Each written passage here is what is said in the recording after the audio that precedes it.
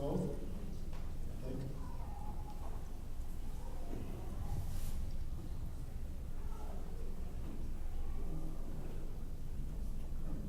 Oh, this is going to be fun. All right, so I'm going to put my log type, attended. I can just type it in here.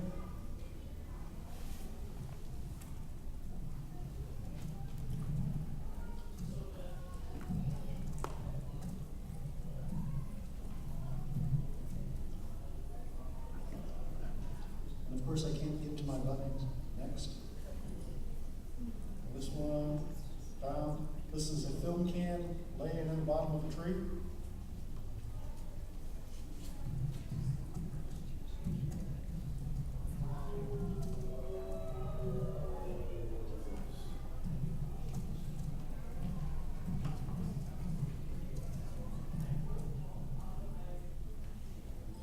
Okay. Publish. It says, Team DeeJay, you're about to publish 2 blogs. You can do images and travel bugs and all this. Play around with it if you're interested in that. For me, I don't want to put any images or anything. Go. And they're published. So if I go in and look at this cache, oops, I'm in the wrong spot.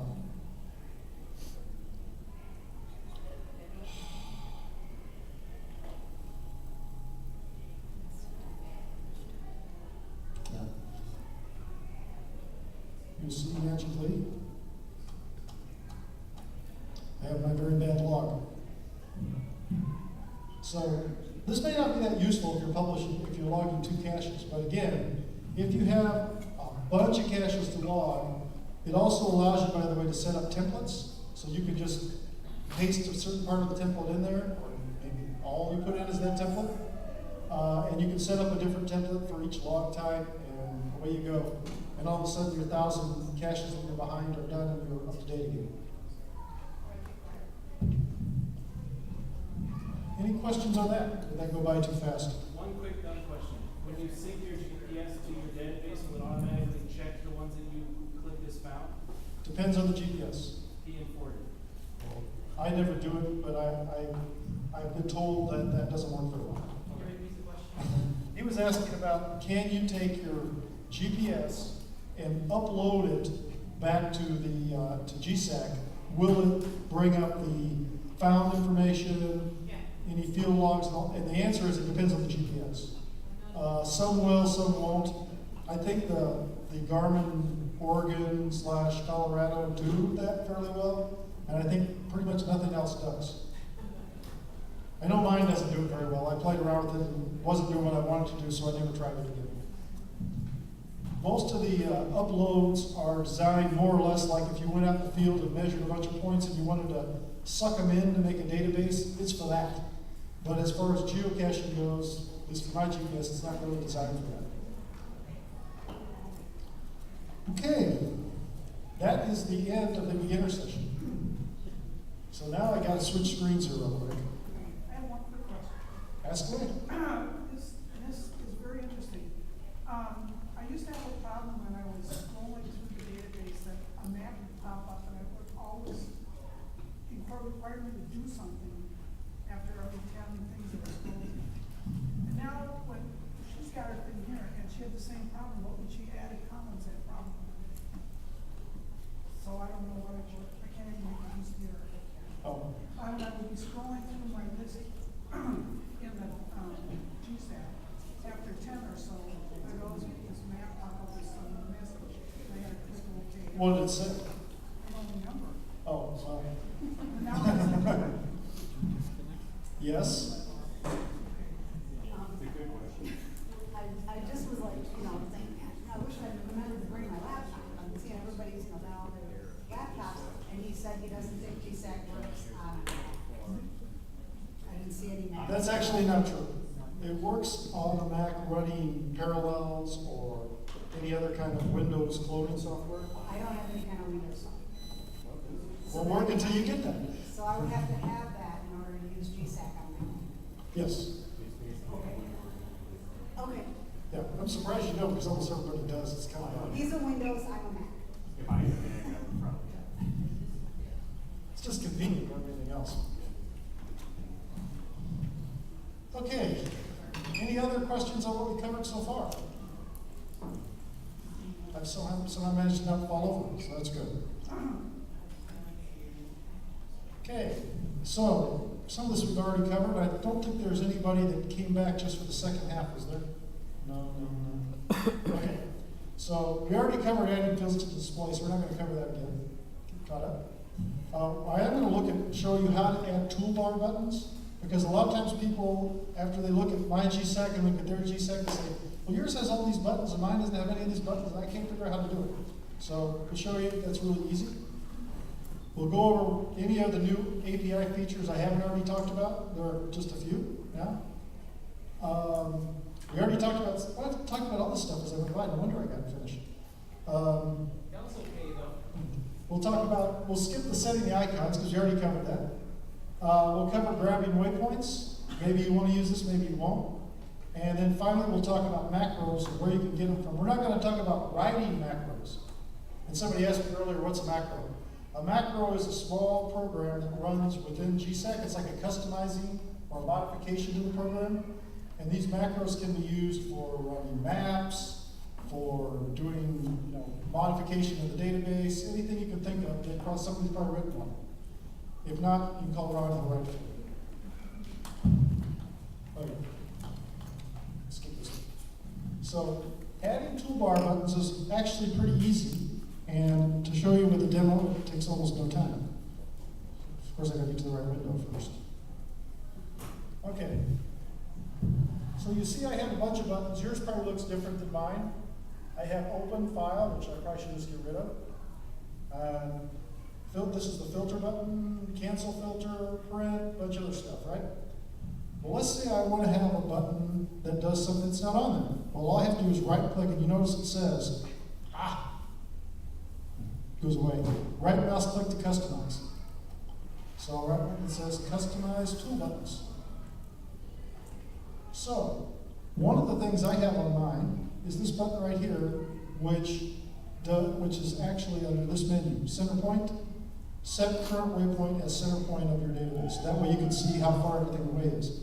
I don't have on mine, at least on this computer,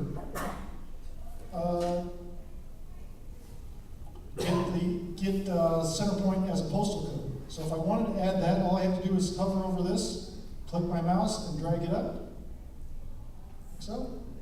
Oops, I missed. And that's all there is to it. So you can add almost anything that's on the menus, you can add a button on your toolbar. And conversely, like I say, open file, I never do that anymore. So we'll get rid of it. Go away. Gone. And once you're done, you just say, okay. I now have a new toolbar. I highly recommend you add this one though. Set the current waypoint as center. Because a lot of times if you're one of these people like me, that will go out and say, I'm just going to find the closest caches to my house. So you find the first cache, okay, what's the closest from here? You probably all have done that once in a while rather than doing some sort of complicated plan. Well, this way you can kind of pre-plan that and say, okay, what's the closest? And make sure you're not going to run into some puzzle you forgot to upload or something you just want to avoid altogether. Let's kill the filter away. Any questions on that? Could you repeat that one last time? How to show, how to The move center buttons? point from home. All right, let me do it this way. I'm going to get rid of it, and then I'll add it back again. I need 2 hands to do this. All right, so now, I no longer have the center point from home on my toolbar. So I just right-click, customize tool buttons, and it happens to be under the center point menu. They match up with the menus at the top. And one of the choices here is set current waypoint as center. And you drag it right up there. In fact, I'll put it over here this time just for fun. But okay, that's all there is to it.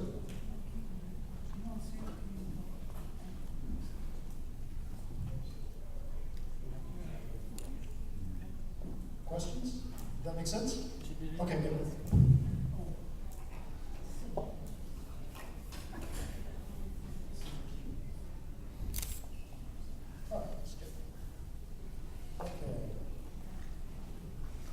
I don't remember.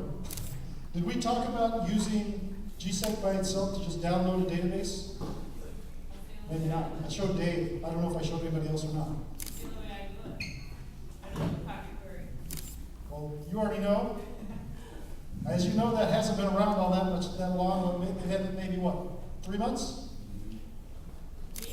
No, that feature has been in GSAK for maybe 3 months. Oh, that's about how long I've been caching. Oh, okay. Well, you started out in the golden age, let's just say that. The world of road signs and guardrails.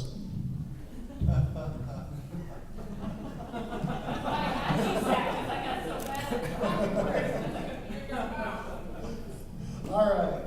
So I'm going to make a new database just for fun, so I don't have to fool around with it. So now I got a blank database. Let's say I want to find all of the geocaches within 10 miles of here. I'm going to put that in a database. I don't want to get a pocket query because I hate pocket queries. I hate going to geocaching.com. I just want to do it here. Just come right here, like she says, get geocaches, and I'm going to say, anybody remember the GC code of this event? 3J25.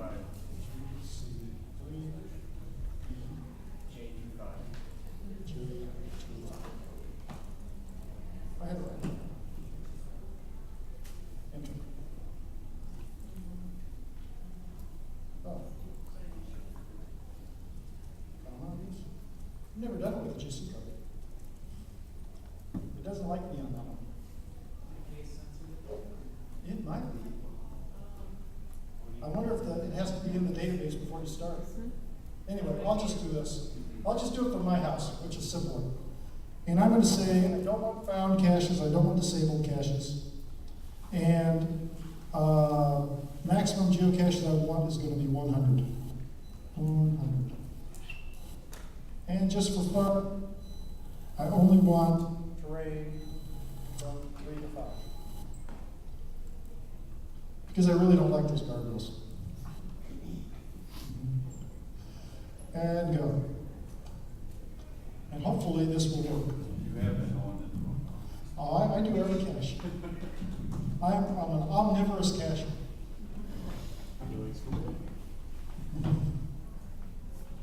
So slowly but surely this will download all these caches. And hopefully I won't get more than 100 because I told it to only give me 100.